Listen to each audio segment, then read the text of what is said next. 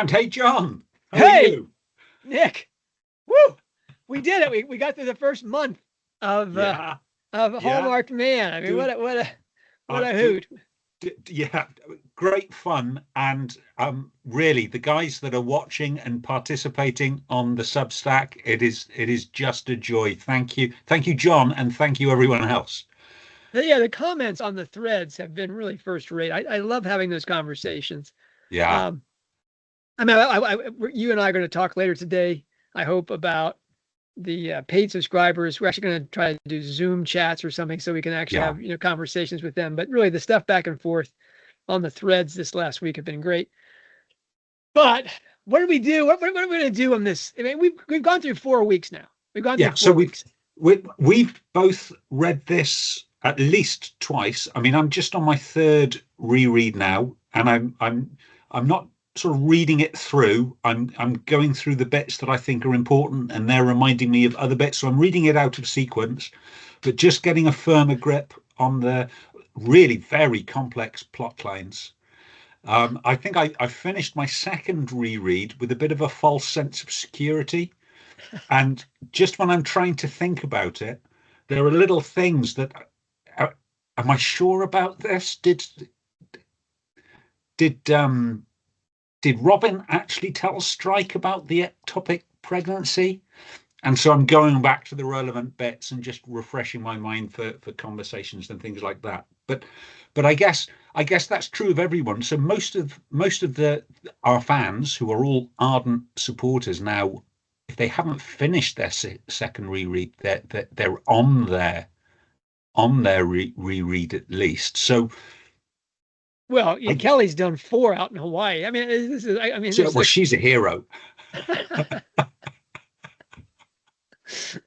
every week. Let's do another reread. Wow, Kelly, you're killing us. So, All so, right. so I mean, what can we say about the book? But what I mean by that is, so we've just finished Kanreki, where we were talking about books that we've known for years, in the most case.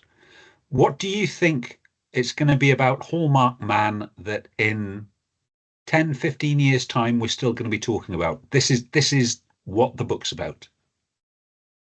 Okay, we've had this conversation. What do we what do we know about this?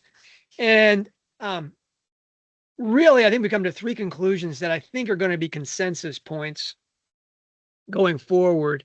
The first one is that the surface story, reading the story at the plot line level, the mystery going on, and the moral point, the 2 surface parts of the story are either very simple. Violence against women is bad, Nick. Yeah. Did you know? Did you know? Yeah. Uh, or just a farce, just an absolute mess. The murder in the silver shop vault is a farce. Now, I think, in her defense, that might be intentional. I don't want to talk about that now or later, but I mean, the people who set up the rules for what a locked door mystery has to do said quite openly that it can be farcical.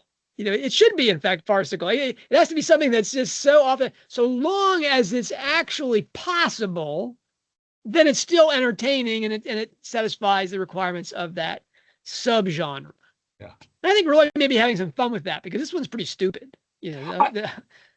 I'm sure you're right. I think it is in for entertainment value. I mean, you look at what was a farce, which was sort of a late 19th century, early 20th century drawing room entertainment, and it was exactly that. They were absurdly complex comic plots, for pure entertainment. That's Um, right. I mean, really, writers writing for other writers saying, oh, "Look what I yeah, did here," and um, that highlights that Rowling is really not about her surface stories. I mean, if you read this story for the romance element, this was just an incredibly frustrating thing. yeah, Any point in the story, either one of them could have gone to each other and said, "Hey, why don't we talk about each other and how we feel about each other?" Any moment they could have done that, and they don't do it for 900 pages. yeah. Yeah, just and so that's got to be incredibly frustrating. We wind up on the same stairwell with pretty much the same, conversation they could have had at the end of the previous book, and so that's also kind of farcical, right? I mean, it's one of those, just a tease, which brings you to the second thing that I think is going to be consensus point is that, the surface stories are either simple or silly. But I think clearly when we have books 9 and 10, Hallmarked Man is going to be remembered as the novel that set up the big reveals of the last two books. This is basically Half-Blood Prince. This is the roll-up. And if you don't see it as such, you're going to you're really going to be suckered into thinking what was going on inside this book. So that's the real context of this book is, in terms of future readers, is that they're not going to read this book as the most recent book. They're going to read this book as strike 8 in a 10-book series. And they're going to see it entirely in that context, which obviously we don't have yet. And the third thing, and to the point of this show, is that it would be hard to imagine it would be hard to imagine a work by Rowling that could better illustrate her use of the signature 7 shed tools, the springs feeding her lake of inspiration, and the golden threads that run through her work. I mean, every single one of them, Nick. I mean, you just check the list. That's a great reminder that it's the one work of Rowling that we haven't done a Kanreki Lake and Shed for. Yeah, but we've talked about 2 shed tools right out of the gate, right? Misdirection and mythology, just to get our, and the mythology thing was prompted by Rowling's tweet. The misdirection was in response to how you have to understand this book in the context of the whole series. After a month, I think it's time to do a quick survey of all the tools and springs and many of the golden threads to make that last point. Now, you bring up the Kanreki. This is going to be like a reverse Kanreki, right? The Kanreki, we did 1 shed point, 1 lake point, and it took us an hour or so to get, or 2. Sometimes we had to break it into 2 episodes. We couldn't just do this. So I'm wearing my baseball hat here. For those of you who can't read this, it says "Make 60 Great Again" because the Kanreki thing was all about Rowling's 60th birthday. And yes, it's clearly for all those with Trump derangements. Is this going to trigger people, Nick? Should I take this hat off? Is this going to really make people? John, it's a disappointing episode when you trigger no one. Just shut up, Nick. Yeah, okay. I'll try not to curse, right? Anyway, yes, that's my role. I'm the shock jock, right? I'm the guy that, how can I be the shock jock and the color commentator? What I mean, this is, anyway. Let's play Pit Pony Pickleball, Nick. Okay. With Hallmarked Man. Okay, you start us off with a lake spring and a passage or plot point, or just your notes. Right. Believe me, all I got is notes. This is a scramble, and you think something that you think demonstrates that lake spring. Okay. And I'll respond with the shed tool. Now, and there's only 7 of those, so we'll have 7 volleys here. And I apologize. I know I'm blindsiding you with this public exam, but though we've talked about 2 of the 7 signature tools, I promise you I am winging this too. I have the last 3 hours of my life have been like, oh, don't be embarrassed in front of this audience. This is a Blitz chess exercise. I wish I had one of those chess things where you punch the thing here. So this is clearly a competition, John. Are you trying to get your excuses in before the competition starts? Absolutely. Okay. It's called winning the goodwill of the audience. So I'm Team Blue. I'm wearing my Breton fisherman's cap. So this is one of the better heirlooms. For the Team Lake there, right? Exactly. One of Uncle Ted's heirlooms. John, you're have Team Red. that priest. You have that priest in your back pocket when you're ready to hammer me. I know this. I'm very impressed, actually, that Strike managed to use that priest to actually inflict damage on someone. They're designed to stun fish. They're really quite little things. So, okay. I guess he was quite a small man, but anyway. Oh yeah. Oh yeah. By the way. So, Lake Springs. I'm going to go for the most obvious Lake Spring because it was in the dedication of the book. So this is the spring is key relationships, and the key relationship is with Sean Harris. And the dedication says, "To Sean and Nadine Harris, who gave me back what I thought I'd lost forever." Really enigmatic, and Yeah. it Oh, gets wow. it What is gets that one? much more uh, enigmatic. So in the acknowledgements, Sean is frequently in the acknowledgements. More gratitude that can be expressed on the page to Sean and Nadine Harris, who opened certain doors, gave me lunch at the Swan Tap House. That's the place in Ironbridge, and provided food, comfort, and hospitality on a level most people have to visit five-star hotels to experience. So my guess is they live somewhere in Shropshire, maybe close to Ironbridge, and Rowling actually stayed with them while she was scouting out the locality. But it's not just the locality. So Sean has previously appeared both acknowledged and as a pseudonym in books, both the Harry Potter series and the Cormoran Strike series. He's acknowledged as the partial inspiration of Ron Weasley, at least in the way he talks. Sean has a very Ron Weasley has a very Shawnish turn of phrase. He's been acknowledged not so openly as the military inspiration for Cormoran Strike. So she's thanked Sobe, which we're fairly confident is Sean OBE. So that happened shortly after he was awarded his OBE. No, Nick, that's SOB. SOB. SOBE. Yeah, the two of them are SOBs. Yeah. Anyway. Shortly after he was awarded his OBE, and to the real DB, and we're confident we know who DB is as well. So that's my my Lake Spring. What's your shed tool? I'm gonna ask you real quickly. Okay. Do you think the open doors thing, where she says that who opened certain doors, do you think that he got her into SAS headquarters? I think it's reasonable. I can't see. So I usually in these things I like to be able to draw a line. So we know that he served in some place at some time in some unit that would have had some connection with SAS. The regiment. Yeah, with the regiment. Now the regiment is based in Hereford, which is in Gloucestershire, which is not so far away from Shropshire, which is where Ironbridge is. But it's not so close that he'd be invited round for mess dinners regularly. But he's had a long and quite illustrious career, so it's more than likely he's got some contacts with the regiment.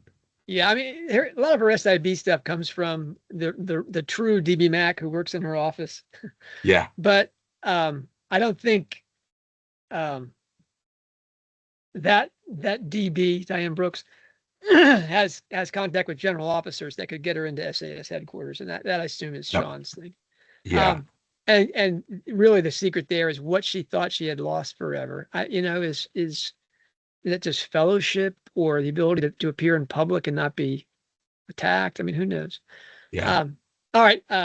My turn. Just a real quick postscript, because I want to win this, John.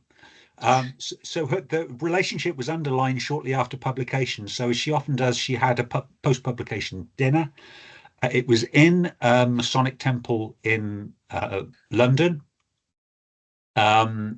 And Sean and Nadine were there, and just the most beautiful photograph of the three of them together with J.K. Rowling sat on the master's chair, and just the body language shows how comfortable she is with the pair of them. Just a beautiful friendship. Really? Yeah, she's embracing Nadine. That was really nice. All right. Can I volley now? Well, you can try. Put a little topspin on that with the extra there, a bit about the All right. I'm going to go with the easy one. I'm going with mythology, right? I mean, we've already talked about that. I mean, I've got this one all set up. Rowling uses myths predominantly from Greek mythology as templates or foundation models from which she riffs or improvises to her own end, which is the end is the transformation of the soul and the spirit. And she does these riffs with modern and postmodern touches. She rewrites them. She said that Theseus was a war criminal or something. I mean, so she just doesn't do that. And there's examples of that. There's Aeschylus' Scarred Avenger, Orestes for Harry Potter. There's Theseus for Fantastic Beasts. And we got Castor and Pollux and Lady and the Swan for Cormoran Strike. But my Hallmarked Man example, as that we've dedicated an entire episode to, so this is a real return to you, Nick, is the whole Cupid and Psyche myth, especially with its Eros-Anteros distinction. My most notable, for instance, inside the book is the entire crazy Lancaster family, and I include in that both Tara, Lady Spencer. She's a Lancaster by marriage, and I include Rupert Fleetwood, who is biologically a Lancaster. They're all nuts. Okay, with the possible exception of Decima Mullins, who goes by a different name than Lancaster. They are all archetypal, selfish love and desire cartoons who are consumed by superficial beauty, exterior elegance, and form, appearance above substance. And then we get another big Valentine's Day, really huge Valentine's Day event where we the true Anteros, Strike and Robin have a real turn in their relationship. They fight off the dogs together, bonding moment. So I'm going to go with mythology and give you Psyche and Cupid. Really? That was quick. I'm playing Blitz Chess. I think I win on time here, but so I'm going to bounce the ball back to you here. I don't want to cause a time penalty, but just I have to come with a point that you've missed out, John. Really? You're not going to mention. I know there's other points. I only can give one small point. You're terrible. But you're not going to mention that J.K. Rowling tweeted that John Granger was right about mythology all along. Yeah, okay. I lose Gilderoy credits. All right, but still, yeah, that was nice. That was nice. I'm going to start with that one because we have the presence herself pretty strongly suggesting that those people who have not been on board with mythology need to catch up quick. All right. And essentially, if you're caught up in the surface story about the mystery and the love affair, you need to go a little deeper than that. Let's get into the artistry. Back to you, though, Mr. Okay. Team Lake. Well, I can see I'm well behind on points because you came back with flipping mythology, right? So second stream, I'm going to go for the 7 Ages of Jo, and for this age, I'm going to pick her childhood, and I'm going to talk about bridges. This novel is all about bridges. So there is, of course, Iron Bridge, which is an iron bridge in a place called Iron Bridge. Really easy to find on the map. Pretty subtle. There's the bridge over Regent's Canal in London, where we find, or where is found the body of the SAS soldier. It is repeatedly mentioned in Masonic imagery. So looking at the Masonic Forum, they had a combat of 2 religions meeting head to head like 2 goats of darkness on the bridge of the infinite. There's morals and dogma talk about bridges. One of the books is called Bridge to Light. There is the terrorist attack on Westminster Bridge. It's a book of bridges. Where Rowling grew up is a village of bridges. So it is literally surrounded by bridges. The Tuts Hill itself is bounded by 2 rivers. There's the River Wye, where the Wydene School gets its name. There's and the River Severn. So when we visited Tuts Hill, we drove over we drove first of all into Chepstow. So we crossed the Severn Bridge, and it's the old Severn Bridge. This is the bridge that Rowling with Sean used to park up the Ford Anglia. It was in their Year in the Life documentary. At that point, it had a big sign underneath it saying no parking. I'm guessing back in the day it didn't have that. Um, and then we Or drove that they from, didn't care. Come on. or they didn't care. And then we drove into Tuts Hill from Chepstow along the Y bridge. Now, this was a rather disappointing concrete bridge. And John, you wouldn't have remembered it. It's not a very memorable bridge. That is not the original bridge. So the original bridge uh, is a cast iron bridge. It's called the Old Y Bridge, and it is really quite a beautiful structure. It's more delicate than Iron Bridge. It's was built in the late Georgian period, about 1810. So it's about 140 years newer than Iron Bridge, which is the first Was of it scale designed Iron by a Bridge in Europe. mason, Nick? So it was designed by the person that also designed Waterloo Bridge in London, but Really? just Really? down, yeah, really. It was not made exactly to his design because his design was a bit expensive, but you can certainly see similar design elements to it. It would have been the bridge that Rowling used to go to Chepstow. So it's not much use for vehicle traffic anymore, but it is the closest point between her house and Chepstow town if she was walking or cycling. So I'm confident she would have been certainly in her teen years, mid-teen years, she would have been very familiar uh, with that bridge. Okay, that's pretty good, Nick. That's pretty good. I looked up, I pulled up, as soon as you started talking, I pulled up my dictionary of symbols. Is that visible? Can you see that? Yeah. And sure enough, there's a big entry under bridge. Anyway, it's everything from the rainbow to the pontifex of the Catholic Church. It means bridge maker.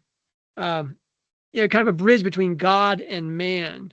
For the Israelites, the rainbow was the sign of the covenant between the Creator and His people, and China the sign denoting the union of heaven and earth. Anyway, there are a great many cultures where the bridge symbolizes the link between what can be perceived and what is beyond perception. Even when it lacks this mystic sense, the bridge is always symbolic of a transition from one state to another, of change or the desire for change. And so I'm going to say, Nick, that not only has a lake, point to its credit, but Rowling is using it in this book as opposed to her other books. I don't think bridges really play a big part in her books before this one. No.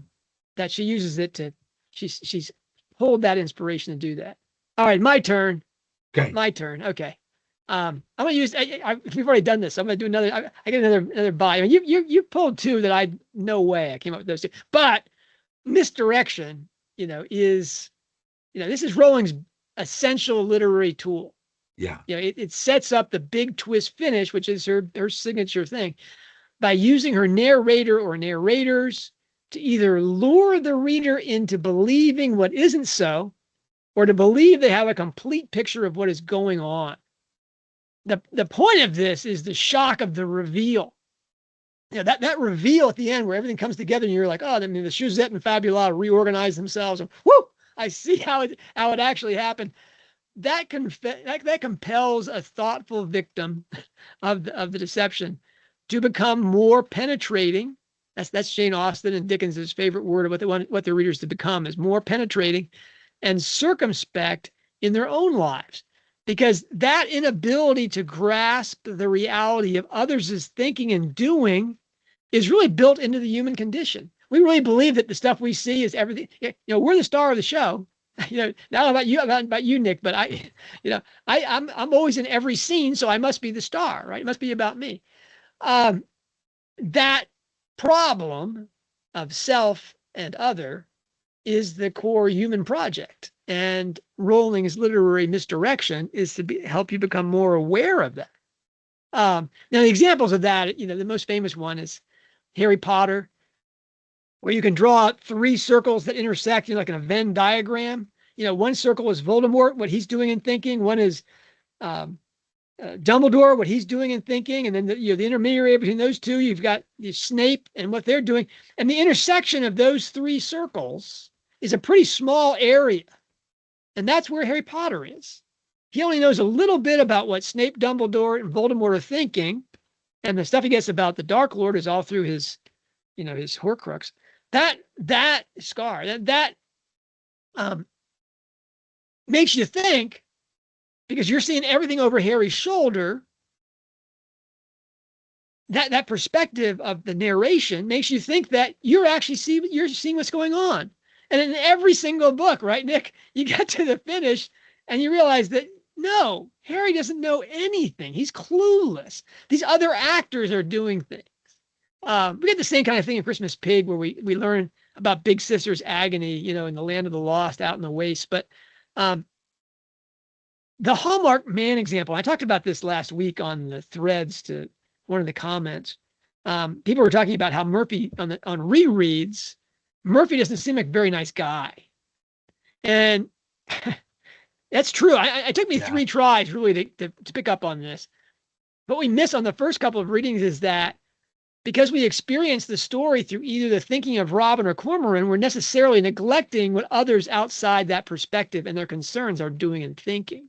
And Murphy's really important in that regard. We know from his testimony in Wardles that he's under tremendous pressure at the Met. We know from eyewitness experience in his text messages that he hates Strike, and he feels that he is a losing battle with Bluey, which is really funny given that Strike's surety that the fit and good-looking policeman holds all the cards.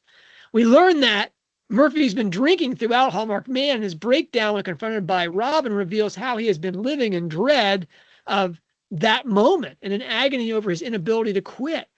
Then he has the visit from his parents and the secrets he's keeping from them and from Robin. He's juggling narratives. He's lying directly and by omission while chanting on and on about the importance of honesty in relationships. Right? He's solicitous and kind, and then suddenly he's the gorilla man. He's ardently angry and dismissive, walking out or hanging up. And the guy is a mess. I mean, he has to be asking himself, how can I win Robin? If you think, what is Murphy thinking? It's not that hard. How can I win Robin away from Strike? He's coming up with a game plan akin to Cormoran's plan to win Robin from, Ryan F. and Murphy, and then working the plan. And really, to me, the big, for instance, of that is the phone call to Sark. That or the text to Sark that he sends.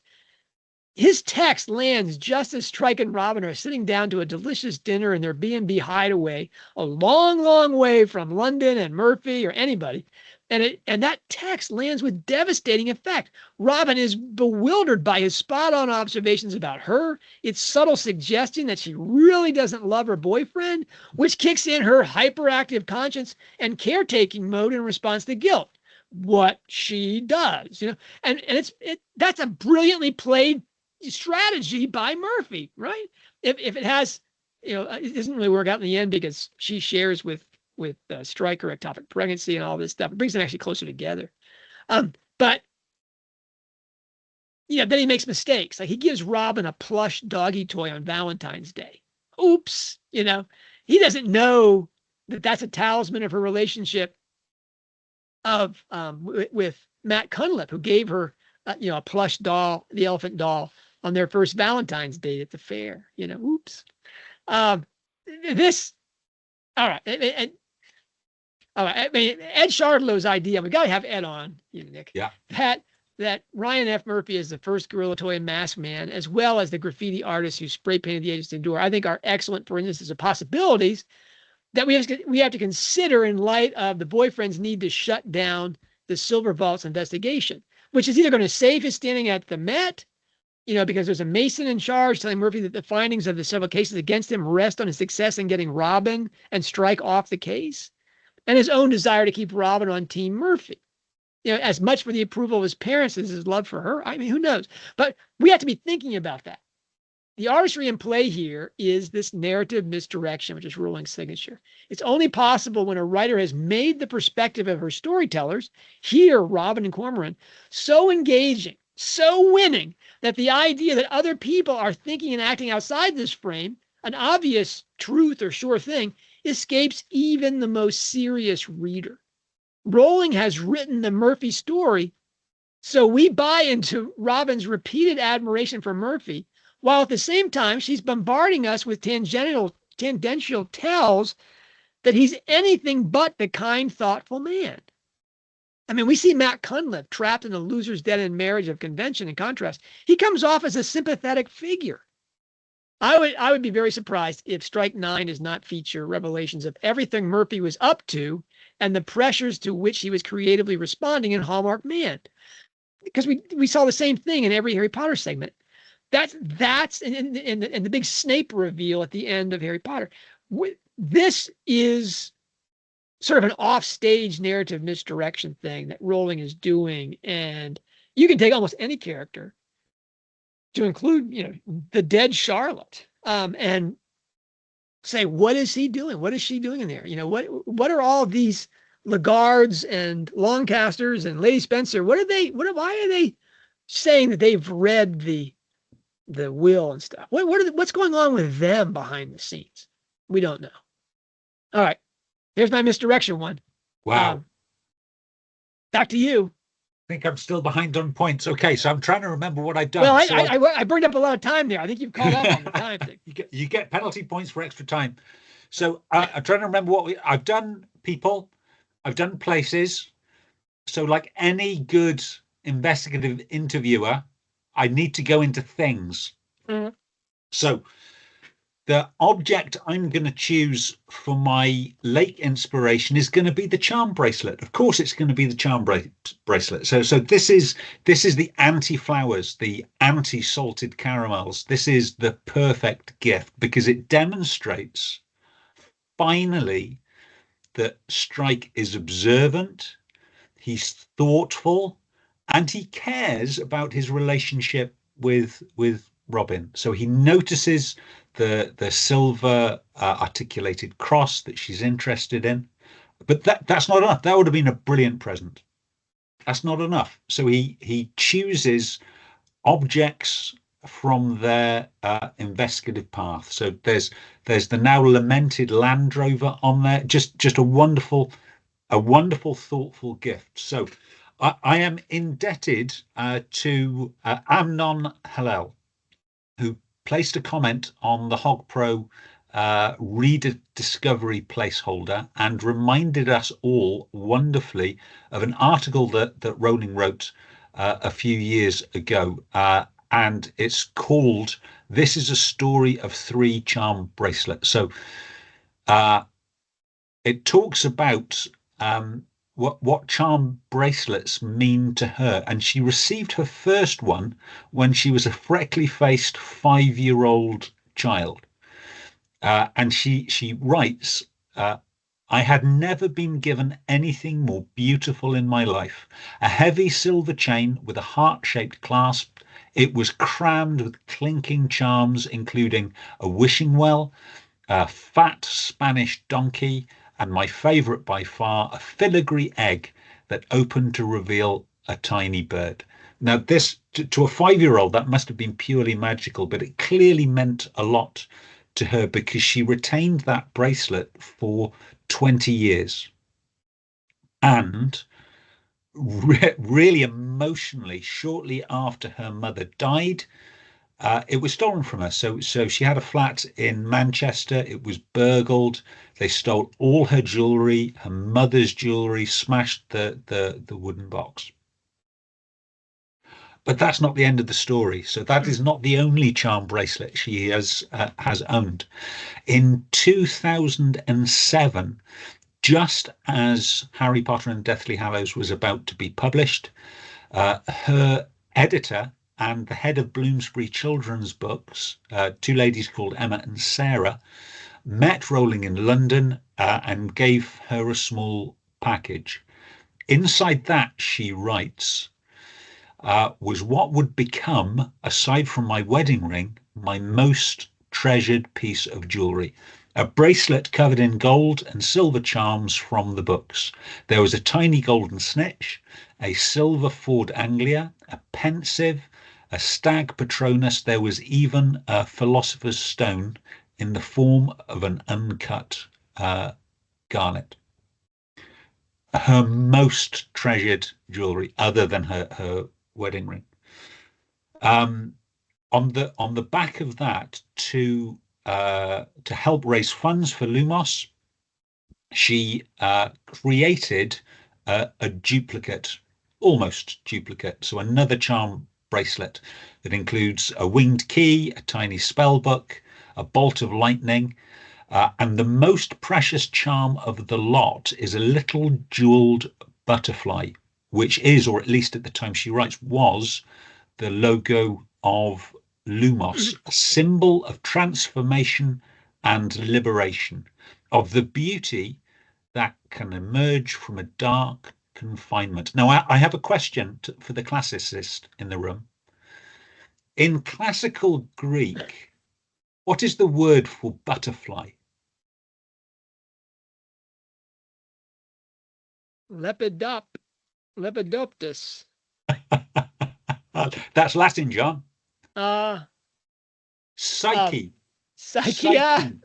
What I was thinking, of course, was of the world's most famous lepidopterist, and Nabokov, who I think shares with Rowling the ambition of writing about the soul's transformation, and really the butterfly is the symbol. The reason that is that the Greeks would use the word psyche for butterfly is that you see that chrysalis from caterpillar to butterfly emerging from the story. I mean, Rowling was using that, of course, for those children that have been liberated from institutional orphanages, but it's just as apt a symbol of what she hopes her readers to go through. I mean, the transformation that all of us have to go through in terms of our rise, our transcending our historical accidental selves in our soul's capacities to our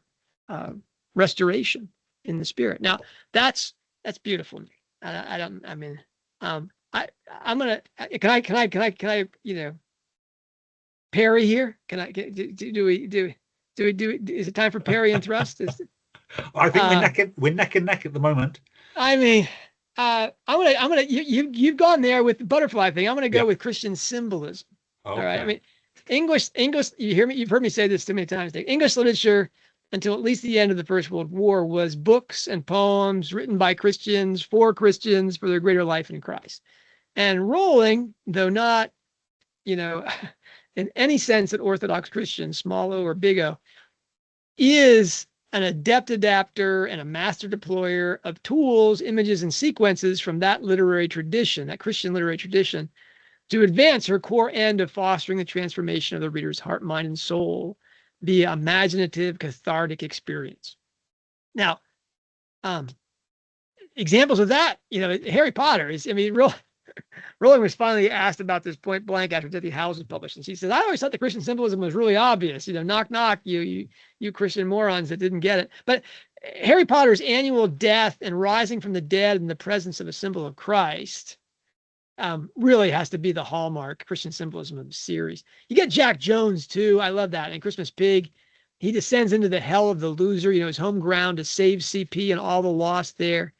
This is Rowling's version of Christ's liberation of Hades, the harrowing of hell. That was magnificent. And really, when we finally got to the Pelican in Ink Black Heart, we had the complete Christian menagerie of symbols of Christ inside these books. So yeah, Rowling does it. Now, where do you see that in Hallmarked Man? People don't think of Hallmarked Man as an obviously Christian book, but really the who is the Hallmarked Man? Who is the man that's literally marked at his death as a person who died out of sacrificial love for someone else?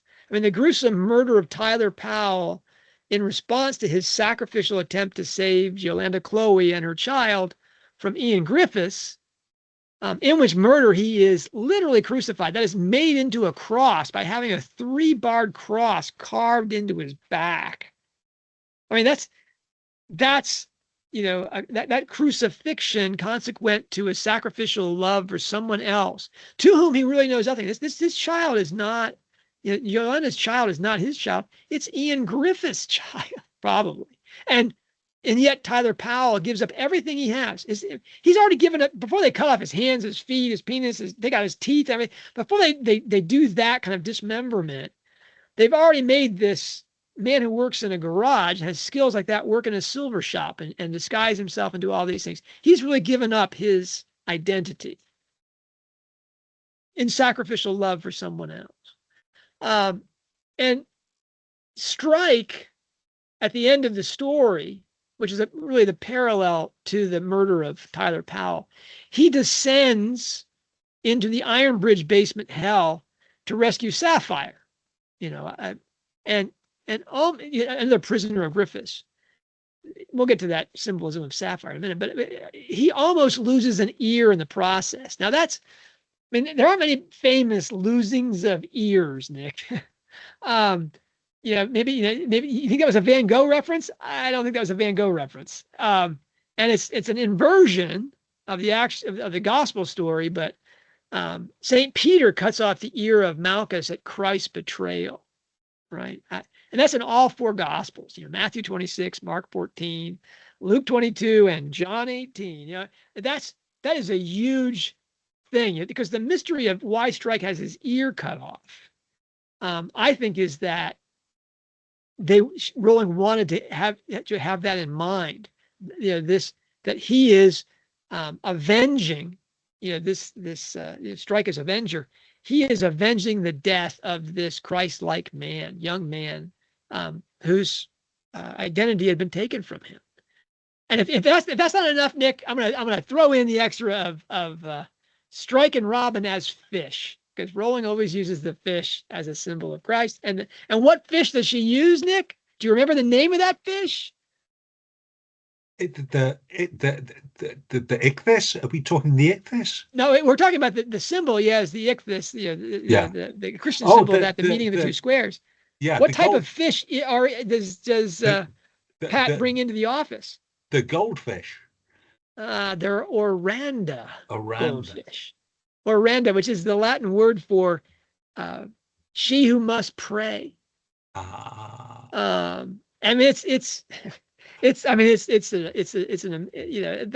a wonderful combination. And in the bowl, you got Cormoran, who's really struggling there, as his agonies, trying to get Robin to understand him and appreciate him.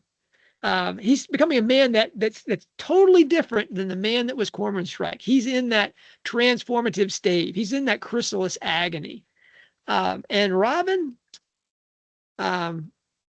she's just, she's going through her miseries. I'm not trying to diminish that. I mean, Robin's miseries are like almost beyond parody. Every attack that has ever happened to her, we redo it inside this book. But Strike's interior agonies are reflected in the fish almost dying. But just like the Oriander, he's doing it to himself. Yeah. All right, that's enough about this. Back to you there. Okay. Before I use all my time up. So I'm going to go for a core belief, and the core belief I'm going to go for is, of course, violence against women and girls, but I think it's more than that. So yes, we've got human trafficking, we've got sexual slavery, we've got casual murder, but there's in the Hallmarked Man, there is hardly a female character that is not being controlled, coerced, manipulated in some way by a male character, to include Strike attempting to manipulate Robin. You look for a female character that has agency. Well, there's Pat, I guess. Linda Ellicott. Linda. So we've got two ladies of age, shall we say. There's Kim, who you could say most of the way through the book has agency, and then we find out right at the end she's being played. Yeah. And so it's this is a core belief that women are vulnerable to coercive controlling men. I would expect a pushback. So Yep. for J.K. Rowling, this cannot be the end game. So I can expect probably in book 9, not even waiting for book 10, that we're going to have a turning of the tables, and we're going to see, because there are strong female characters all through this book, I'm expecting to see multiple strong female characters fighting back and gaining agency, or at least calling out those that are attempting to coerce and control. Well, I'm going to give you a pushback right now, Nick. Okay. We've seen violence against women and girls all. I mean, it's yes. You know, the three defining characters really of the Harry Potter, the four defining characters of the Harry Potter novels, all of them, their lives were largely shaped by violence against the women, you know, mothers and daughters in their lives, sisters in their lives.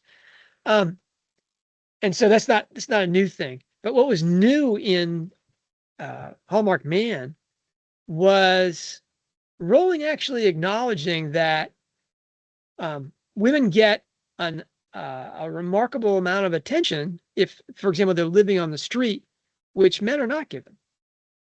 And if men disappear, it's not a big deal. They just disappeared. That pushback inside the book where Strike starts talking about suffering of men and how the world doesn't care about it seems to be Rowling in a way coming to some awareness of how much this theme almost overwhelms her writing. I think I was really impressed by that. That you know, we see that same kind of compensation or shift in Rowling's treatment of Islam in the United Kingdom. She actually talked about that knifing on the bridge. I mean, it's problematic. She immediately, wants you to have sympathy for Muslim drivers in London after after that terrorist attack. But still, that's the first time we've seen, and the whole SAS subplot in the story is largely about is Islamicism, and that was a real sea change in Rowling's work. So violence against women and girls, but also almost a self-awareness of this that it was very impressive. She's talked recently, and we're going to dedicate a whole show to her thing about beliefs and how they change. But this was a sign, I think, that that she's really, she likes to say, I'm 60 years old now. That she's aware of those things. All right, that was pretty quick, Nick. I'm gonna have to pick up my game here. I'm gonna go with psychomachia, okay, which is a term. Obviously it's not a term that most of us learned in English classes. It's a term for allegories of the soul, and particularly of the soul's faculties or parts in relation to one another and their transformation. This is a tool that's critical, obviously, to Rowling's core aim of depicting the transformation of the soul and fostering the same in her readers. And it only works at an allegorical level. You really don't see this in the plot line expressed as such. You have to read through the details to see the larger truth behind it about what she's talking about. The most famous example of that, I hope, is the soul triptych in the Harry Potter novels, which is Harry, Ron, and Hermione as body, mind, and spirit. I mean, she's really taken the trio of schoolboy novels and spinning it so that Ron is the body, Hermione is the brain, and Harry is the heart. Harry is the spirit in those books. Now, we also see that in the Strike novels. Robin and Cormoran are soul and spirit to one another, a la Shakespearean comedy. And there's, I mean, I guess my favorite in all of Rowling's works is that scene in Power's Palace in Christmas Pig, in which the various human capacities take human form to debate whether to turn Jack and CP into the loser. That to me was I was like, Rowling goes full allegorical on you. My Hallmark Mark example is Robin. I'm not going to, that she is the long suffering soul. And she finally realizes that she needs psychological guidance. And she signs up for meetings with a woman psychologist who I think is going to serve the mythic old crone function in the next book. I think you mentioned that, in Strike 9, we're going to meet, empowered women, with agency. I think the woman that Prudence has found for her, Prudence, another allegorical name there, right? That Prudence, practical wisdom, is going to serve Robin in that way. You hook her up with someone who's going to help her as this long-suffering soul to mature and be able to recognize Strike as her spiritual destiny. The sweary therapist. Yeah. All right, I'm hitting my time button. Oh, well done. Oh, crumbs, where am I? Right. Okay, so crises, 7 crises. So one of Rowling's 7 crises is, of course, she was a struggling single mother alone in Edinburgh. Her canon of work is remarkably short on single mothers coping with a child absent of a man. When you think about it, there are single mothers, but there's always a man there, and I think it's Decima Mullins is a refreshing take on that. So we have a single mother in psychological distress, struggling with a child. Now, of course, there's lots of differences, and I think that's possibly why Rowling put Decima in the inherited property that had just had the tenants kicked out. So she wasn't in her normal middle class surroundings, because she is a business owner. She's a chef. She's a successful person. But we don't see Decima like that. We see her in unwashed, dirty clothes in a house where she doesn't know where all the crockery is. It's the chipped and broken countertops. We see Decima Mullins in the condition, I think, where Rowling saw herself in Edinburgh, in that first council house. She called it a glorified bedsit. Yeah, well, in which Decima, maybe this is a parallel with Rowling, wants the father of her child to be dead. Yeah. Yeah, that's right. So I mean, really, Decima is grieving the loss, and Rowling wouldn't. Maybe she was grieving the loss of her marriage, grieving the loss of what she hoped it would be. But for sure, she thought she was in a better place, because a little later, when he came to the UK and looked for her, yeah, she really did not want to reconnect. So so that's refreshing to see, and I sort of hope that we can see more of that. We know she was struggling mentally at that time, so of course it's a really personal, private time of her life. But I'd be really interested to know more about it through the lens of fiction. All right, I'm gonna, gosh, I'm gonna kill myself on time here, but I when you talk about single motherhood inside these things, the golden thread I think I've read away is pregnancy trappers, and we have a lot of textual evidence, like pregnancy traps are in every single book, and this one we pretty much get that with Ryan Murphy, right? That was a pregnancy trap, but we get pictures of one single mother and one married mother that sprang pregnancy traps more or less successfully, and they're miserable. There's Bijou, who is clearly, a successful woman, but she's on her own, and the man doesn't want her, and Strike is borderline cruel to her, and totally dismissive of the child and that concern. And that's her life now, is that child. And then we see Sarah Shadlock in Masham. That was a stunning revelation. And Sarah Shadlock sprang that pregnancy trap on Matt Cunliffe, and he looks like a man that's not happy in the relationship. Wants to talk to Robin. Sarah Shadlock looks worn out. Yeah, Matt smoking. That's right, and so she's not a single mother, but she's not in a happy marriage really. No. And Bijou is, but we have. I don't know about you, but I never thought I'd feel really sympathetic for Bijou, but I do. You know, that was an interesting thing. If you're talking about her showing single motherhood as a reflection, and there is that theory that Rowling sprang a pregnancy trap, not successfully, but she sprang a pregnancy trap on Michael. I think maybe we see a bit of that with Bijou and Sarah Shadlock, that kind of influence there. Okay, now I've burned up all my time. I'm gonna jump into one that I'm gonna jump into the shed tool, which takes weekends to explain. Let's go with I've saved this for the end, hoping that we'd run out of time. All right, literary alchemy. Wow, what is Nick? Do you want to go ahead, Nick, and explain literary alchemy in a couple of sentences? All right, it's sure.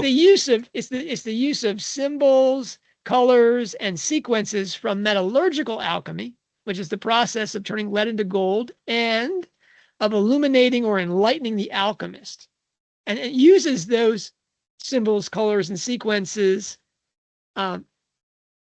in story form, told in prose, poetry, or in drama. I mean, Chaucer and Shakespeare, the original literary alchemists, in my view. Now, I mean, in English, Dante's still the gold standard for literary alchemy.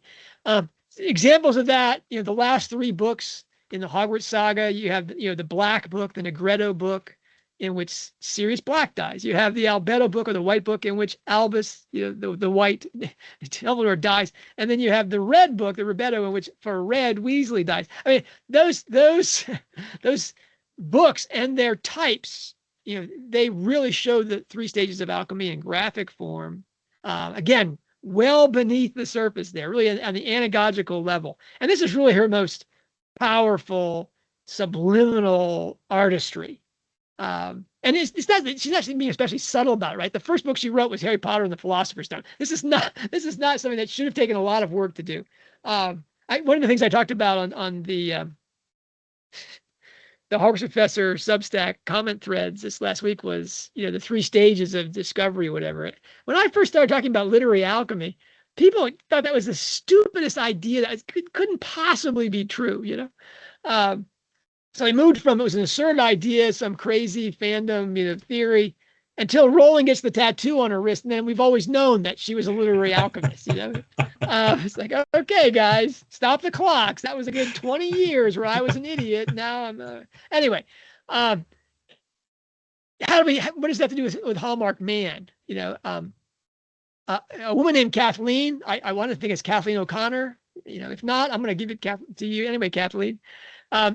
She wrote me about an idea she had that if the Strike series was going to be 10 books, then the last 6 books would be 2 books for each of the 3 principal stages of alchemy. In effect, Troubled Blood and Ink Black Heart would be the Negretto, Running Grave and Hallmarked Man as the Albedo, and Strikes 9 and 10 as the series' alchemical Ribetto, the red stage.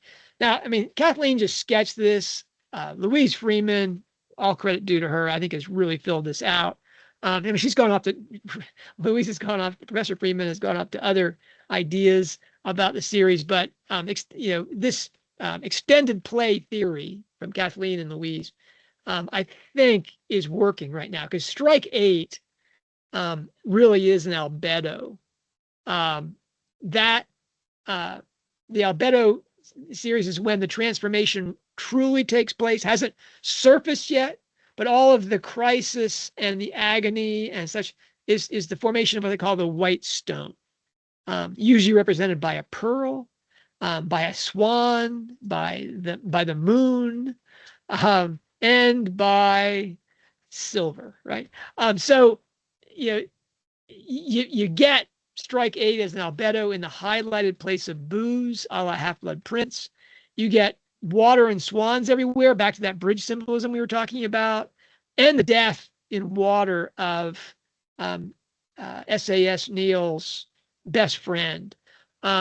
We have the nighttime action, specifically the climax in Iron Bridge Under the Moon. And most of all, Nick, again, the silver, and specifically silver underground in vaults or in veins to be mined. Hence the shops that they visit. Sapphire's name, she's a jewel underground in Iron Bridge. And the trip to Sark with all the part epigraphs from Oxingham's Maid of the Silver Sea being about mining, not about any of the drama inside that book. I mean, and this is about the underground, like be it the silver vaults of London or in Sark. This is back to the mythological references. This is the unconscious, to be underground. And this is specifically the trials of Psyche. And, the albedo is the feminine principle of alchemy. And these are largely about, certainly Strike is suffering through this book, but this is really, I think, Robin's novel in terms of the trials of Psyche and her having to come to terms with and get help for the fact that what she does is not working. Alchemy. Back to you, Nick. Oh, crumbs. Okay. Stop my timer. Wait, stop my timer. Starting to run out now. So, okay. Crises. So the crisis in Rowling's life is her admitted depression, near psychological collapse. As she recovered from her failed marriage, she struggles to raise her child. She worries about her future. She sought psychological counseling. She, in later years, has admitted to symptoms of PTSD from the result of her relationship with Orantes. And this is just beautifully depicted in Robin's psychological, and I'm going to call it psychological collapse through this book. It's not a case of her having a breakdown.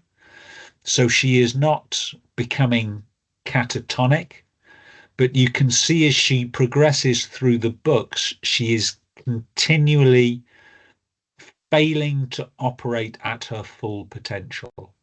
She's failing to see things clearly, and she's making poor decisions. And I think this is again, if you have to pick a character as a self-insert in almost all of the Strike books, it's going to be Robin. And this is Robin is acting out Rowling's time in Edinburgh. Now it's happened a little bit differently, as you'd expect in a work of fiction. So Rowling had CBT, and she found that very useful. She cut it short. She didn't go for a full course of CBT, just like Robin did. And post that, we don't know. We don't know what kind of counselling she's had. And if I ever get the opportunity to interview her, I'm not going to ask her what kind of counselling she had. But obviously for Robin, is that my job, Nick? That's what the Americans' job. That's what the shock jock does. But for Robin, she is so now. So much for my chances of ever meeting her. Thank you, Nick. Yeah, that's it. But for Robin, she's now reached that point where she's recognised that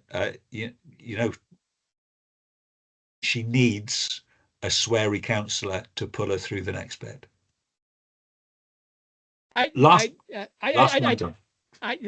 Stop your clock, start my clock again.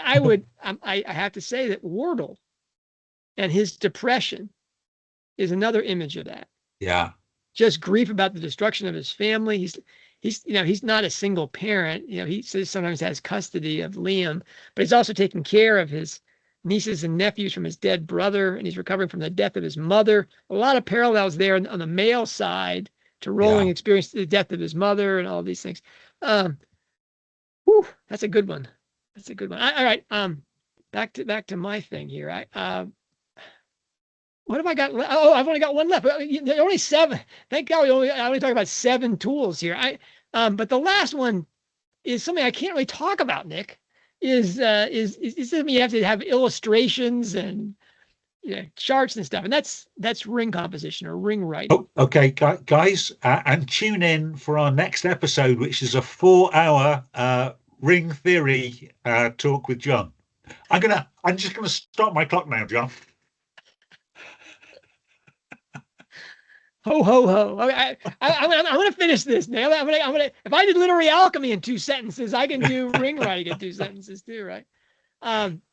Rowling uses traditional chiastic structure, A, B, C, B, A, to give a form to her writing that reflects its meaning. If you're looking to find interior transformation, a literary form where the meaning is in the middle and all things point to the center is your form. And I'm pretty sure she learned this from Lucy Shepherd as a young woman. Rings have a latch. To understand what a ring composition is the beginning and the end. You always see me drawing the circle, right, Nick? That the ring has a latch, and the beginning and the end have to hook up. The same people, the question asked in the beginning has to be answered in the end. You'll see some dialogue echoes. But every story has a latch, right? And then there's a turn halfway through the story or relatively near the center in which the beginning and the beginning is echoed and the end is foreshadowed. Or is that perumbration? Nick, what do you think? And then the real bit of the reason they call this structure sometimes a turtleback is that the story elements on the way out to the turn in the beginning all are echoed in reverse order on the way back. So if you draw it up, it looks like a turtleback. That's all to point to the meaning in the middle and to draw you to the center, which is, a symbolic representation of what Rowling is doing to you as a reader, trying to draw you into your inside bigger than the outside center, your heart, your spiritual heart. And the example of that, Nick, would be everything she writes. I mean, even tweets, right? Even the longer tweets. That's right. When you use that in your social media, it'd be easier to talk about the things that she doesn't use chiastic structure in, and maybe some of her essays. But even sometimes when she has lists inside her essays, if she has 5 points that she lays out, go to the center one. The center one is the piece there. The Harry Potter books, the series is a whole book about that, right? Every one of the books is a ring. The series is a ring. And Running Grave, if you want a more recent one, not only is every book in Cormoran Strike a ring, but in Running Grave, we saw that every part of the book is a ring. And then we saw Running Grave also, if you took the book as a 7-book series, parallel to Harry Potter, it satisfied all the requirements of latching up with Cuckoo's Calling, echoing the turn in Lethal White, and really being the summation and the cathartic conclusion to the book in many respects. So I can't do this, right? I can't, give you a Hallmarked Man example. The only part of the book that I've really worked on is the first part. We've had it the longest. Yeah. And, I'm thinking of doing this actually as a class. The paid subscribers will get it for free. Everybody else can sign up for that class if they want to, in which I go through and I show you how to do this. I mean, really having John, do this isn't good for John or for anybody else. Really, other people have to be doing ring analysis to test this idea. Having attended that class, I can recommend it to everybody. Yeah, it's a lot of fun to teach that class. Anyway, if you go to part 1, you'll see that there's 13 chapters. And, the beginning, the middle, and the end. The latch is Strike is, considering the Decima Mullins case in the first chapter. He's on his way on Canterbury Road. Oh, I love that. And then he at the end of it, he decides to take the case to try to break up the Ellicott-Murphy relationship. That's so the beginning and the end latch up in that, he's thinking about it, really not positive about it. Not he only took this trip so that Robin would come with him. Silly Robin, she decides to have an ectopic pregnancy instead and misses out on that trip. And in the middle of that thing is, if you take 13 chapters and break it in half, chapter 7 is going to have 6 chapters before it and 6 chapters after it. And sure enough, Cormoran Strike is in his BMW talking about the Mullins case with Robin, and Robin's in her flat talking to Linda. But that Mullins case and Strike in his BMW hooks you up at the beginning, and it points you to the end when he decides of this part where he decides to accept the case. And then the fascinating part is the turtleback lines, where chapters 6 and 8, Cormoran Strike, chapters 5 and 9, Robin Ellicott. And it goes that way, basically, if you radiate it out from that, you see how that works. Now, the meaning in the middle, I'd probably put more weight on the Hausman epigraph than I would for anything else in that respect. And I'll save that. But I want you to know that I think that the part 1 thing it graphs pretty solidly as a ring, because it has a latch to turn and the turtleback lines that we look for. Wow. Punch my time there, Nick. Very impressive, John. So yeah, you can be very impressive when you just, if everything's a Reader's Digest version of what you really want to talk about. Now that how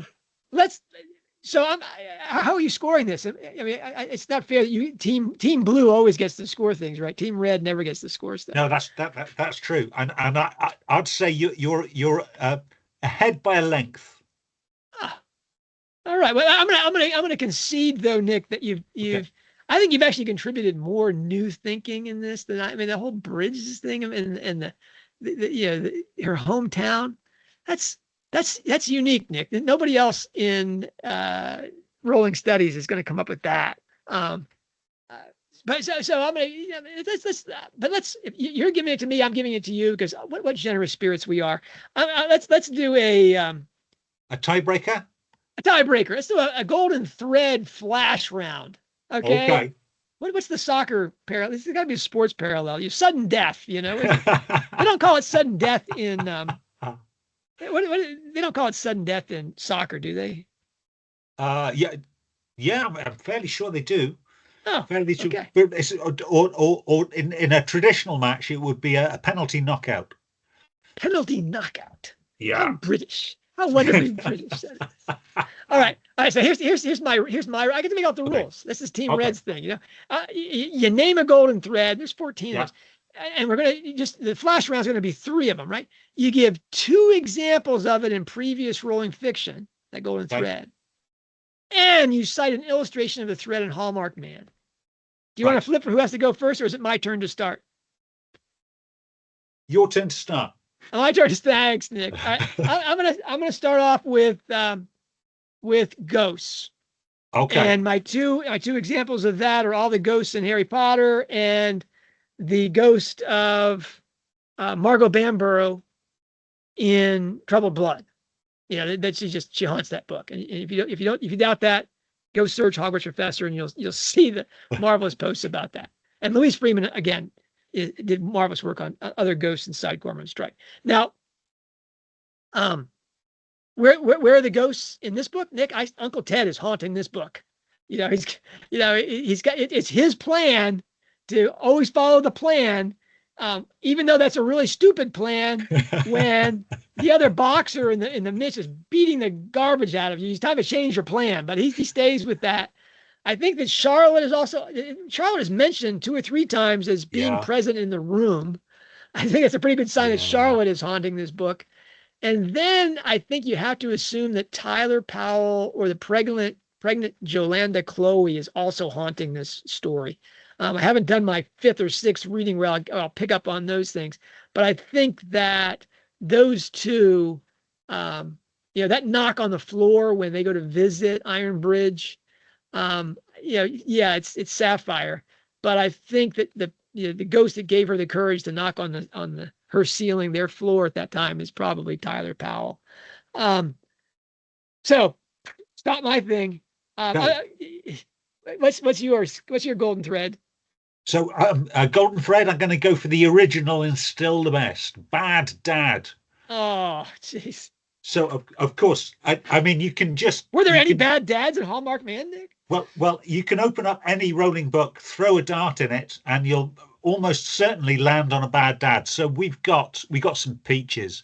Marvolo Gaunt, that monster, the original bad dad in a small house with two children close to a mansion. We've got in my favorite casual vacancy, of course, we've got the archetype. We've got Simon Price, who, if there's going to be an archetype of the bad dad in the Rowling household, that's who it would be. The surprise in Hallmark Man is not that there were bad dads. The surprise is who the bad dad is. So through the Strike series, we've got bad dad Johnny Ropey.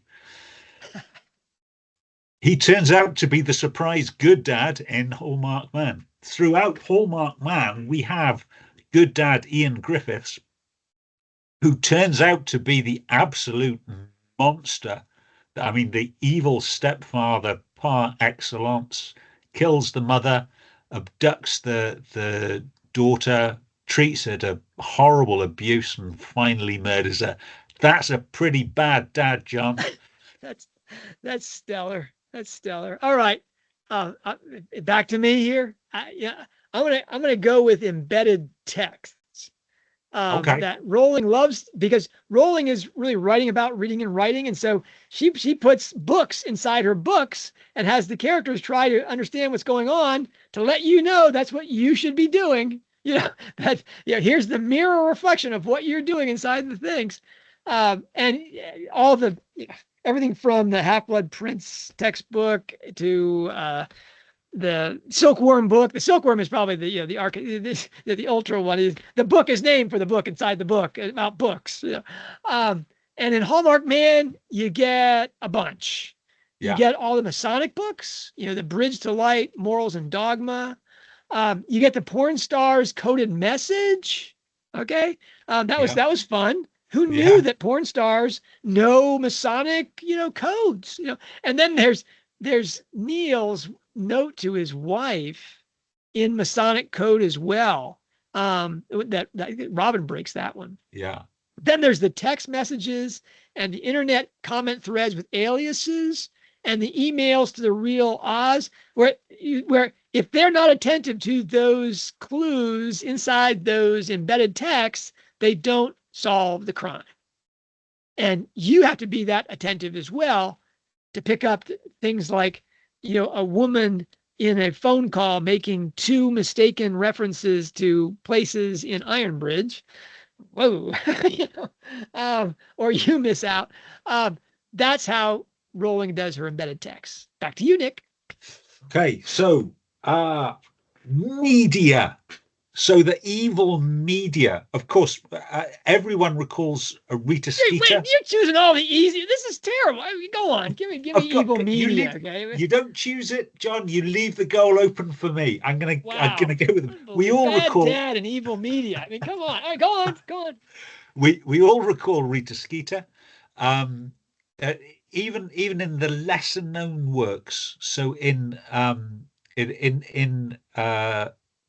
Ichabod and in Christmas Pig, although we don't have newspapers, we don't have the media as such. There's certainly propaganda, and there's that spinning the narrative for the benefit of the bureaucracy of the administration, and all through the Strike books we have the disruption of the media, desperate for their story, doorstepping the office, stopping the investigation, and being a general nuisance. For the first time, I think, in Culpepper, we see the danger of the power of media when we get a personal grudge. So Culpepper isn't necessarily going after Strike because he wants the story, although of course the story is the reason why he can get away with it. He's doing it because he's got a personal grudge against Strike. Yeah. I mean, isn't his wife revealed to be lesbian or something? I mean, Yeah, yeah, this and is of a pretty course, visceral male response to that kind of public yeah. revelation. Yeah, that's a good one, Nick. Um, I'm gonna go with an easy one. Okay. Um, I'm gonna go with occult tropes. Yeah, because Rowling's background in everything from hand reading to astrology, alchemy, that kind of thing. Um, and that's my easy one, Nick, is we have Freemasonry all through this book. It's in the epigraphs, it's in the subject line, it's the location of the murder, which is an absolute necessity, Nick. Remember, it had to have been done there. And we have all the arcane symbolism inside Temple 17. So I'm gonna do the easy one here, Nick. Okay. You've taken Pad Dad and Evil Media. That's pretty much just pulling the low hanging fruit, picking up the fruit from the ground. I want to do one here. That something occult tropes. Examples of that. Wow. The biggest one, obviously, I think is all the astrology inside Troubled Blood. And then I'm just going to say all the magic in all the divination and all the type of magics that are inside, especially Trelawney's use of tarot cards. Yeah, I just do tarot cards there and in Troubled Blood. So we see Rowling's love of sort of spiritual symbolism, but outlier spiritual symbolism. She has her Christian symbolism in the traditional things, but she also likes to do things that are, scandalous in terms of conventional religious ideas. And Freemasonry, boy, does that fit the bill, Nick. I mean, you get all the different crosses, you get severed heads, you get, orbs, and it's and the outfits, etc. Rowling just revels inside the symbolism of Freemasonry. It just saturates this book to give you that there's more to this story than meets the eye content. And it works. It works. I mean, I've just bought Bridge to Light, which is not an inexpensive book to buy. And I've got Manly Hall's keys to Freemasonry. I'm gonna do some deep diving into that. But that's definitely a golden thread. Top that, Nick. She loves esotericism with a lot of structure to it. I think that's what her draw is. What? Terracism? Esotericism. Esotericism. Come on, Nick, get your occult vocabulary down. Okay, so I did the original golden thread, which I have to say, John, you developed. So I'm going to go for the most recent golden thread that you've also developed. I'm going to steal that from you, John, and claim the points. So I'm going to go for the lost child, for the baby in the lake, and I'm going to go for some of her recent work. So we've got in Lethal White Kinvara. Kinvara had stillbirth, the most traumatic loss of a child in utero. That obviously unbalanced her and probably led to her series of poor decisions that led to the murder of her husband. The most famous one and probably the most talked about is, of course, Gloria Conti. So Gloria Conti had an elective abortion on September the 14th. We know the date of the abortion because it stays with her for the rest of her life. So she can't go through September the 14th without thinking of the child she lost. And in Hallmarked Man, we don't have an elective abortion, but we have the loss of a pregnancy. It's an ectopic pregnancy from Robin Ellicott, and she grieves. She grieves not for the loss of what could be. It isn't the loss of potential for her. She recognizes that she has lost a child. This bundle of cells is or was her child. I've left on a bit of a downer there, John. Sorry for that, but it is,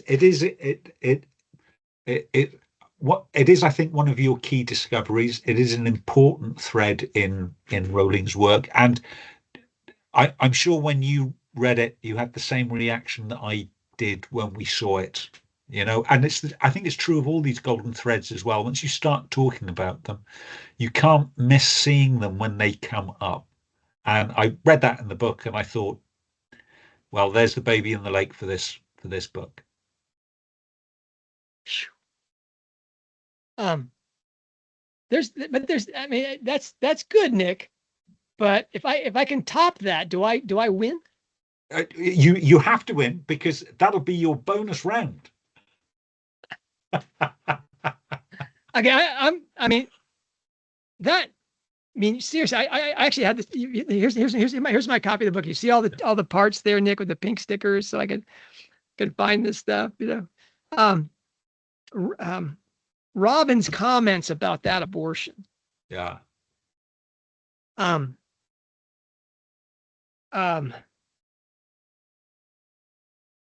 First of all, you have Murphy probing her about it. Did you want the baby? And she gets pretty upset. I mean, she pretty much goes around the twist on that one. And I get it. I mean, they're pretty insensitive. And we also there's a note here that she said that she didn't go onto the pill after she came out of the farm, Chapman Farm, because she was afraid that she didn't want to add hormones into her PTSD and that kind of craziness. But after she has the ectopic pregnancy, she goes back on the pill. And I wonder how much is Rowling suggesting that that's part of her trauma inside this book. Anyway, that the hormones are making her even more unstable than she would be otherwise. Now that's a stunner. That Rowling might be questioning the efficacy or the edifying qualities to chemical birth control. But anyway, at one point she freaks out about, she calls Ilsa to confirm about the whole Bijou thing. And she says, so Strike might have just become a father along with Matthew, Stephen, Martin, Shaw, and Barclay, whereas she tried not to think about her baby because it had just been a bunch of cells, hadn't it? Not an actual human being that was hers, but still she'd been robbed of what so many other women did deliberately and with ease, even if it meant a grubby tryst with a bit of slimy rubber in a bin. No, her child had been created through carelessness and ignorance. Then there'd been an agony for her and death for the tiny person who'd lodged in her fallopian tube, forever barred from meeting its mother. And Robin hadn't wanted that baby, but she mourned it now, full of shame that it had both lived and died. Man, Nick, if you're right about this, the embedded author being Robin, that's quite the induced abortion hypothesis bit of evidence. But for me, the real kicker in terms of Robin was back and forth with Ryan right at the end of chapter 84, where he asks her, real sensitive guy that he is, but I think we put this in the Murphy gorilla file. Were you sad at all about the baby? Yes, emphasized the italicized, said Robin, her voice breaking. Yes, I cried about the baby. Is that what you need to know? That I'm not inhuman? Rowling is, I mean, you've said before, Nick, that you don't think that Rowling is pro-abortion per se. No. That she's only for the procedure, the murder of this child being a legal option for a mother. But when she has Robin say that any woman that would not grieve over the loss of an ectopic pregnancy, I mean, I think on the scale of, miscarriages, ectopic pregnancy, and then you get into the deliberate, the induced abortion. I mean, abortion just means miscarriage, but the induced abortion, that wouldn't really be on the scale, would it, Nick? I mean, I don't think any feminist would say, "Oh yeah, you need to be ashamed or grieve for the loss of a child that never got out of your fallopian tubes." And yet Rowling has Robin say that you would be inhuman not to grieve for that child. So she's taking, in that respect, a pretty pro-life stance while still maintaining that the procedure should, I keep saying the procedure, that's a pretty euphemistic description of what it is, but that this legalized murder should be legal. Now that's I think a pretty straightforward picture of Rowling's position, that the theory that Harry Potter was largely inspired by Rowling's having had an induced abortion, and it being reflected inside these stories and in everything else she writes is as the core trauma of her life, really takes substance in this. And if that's not enough, Nick, here's my attempt to win this battle in one thing here, is what do the bad guys in this story think about abortion? And the Longcasters, I think they're really the bad guys in the book. I mean, there's Griffiths, who's just a monster. Yeah. I mean, the guy's barely human, really, and he's just sick. It's a murdering, rapist, sex trafficker. There's probably pornography in there somewhere too. I mean, it's just child pornography. I mean, the guy's everything, just wicked and evil.